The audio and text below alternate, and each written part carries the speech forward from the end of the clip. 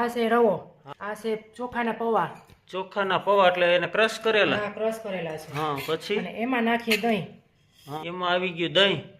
હા, થોડુંક પાણી નાખીને આ બધાને મિક્સ કરીને અને 5 મિનિટ આને પલળવા દેવાનું. રવો હોય ને એટલે. હા, જો આ 5 મિનિટ થઈ ગઈ છે. હા, હવે આ આવી ગઈ દૂધી. હા, ખમણેલી દૂધી. ખમણેલી. આ છે ગાજર, આ છે બીટ, આ છે ધાણા, ધાણા.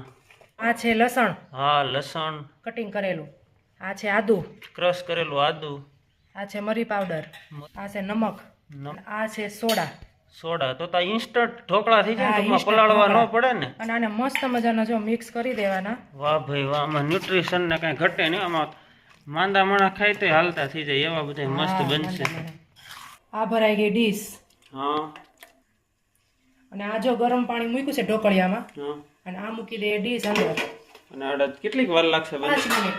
હાલો 5 મિનિટમાં ગરમા ગરમ મસ્ત મજાના ન્યુટ્રિશન વિટામિન વાળા ઢોકળા થઈ જશે કમ્પ્લીટ.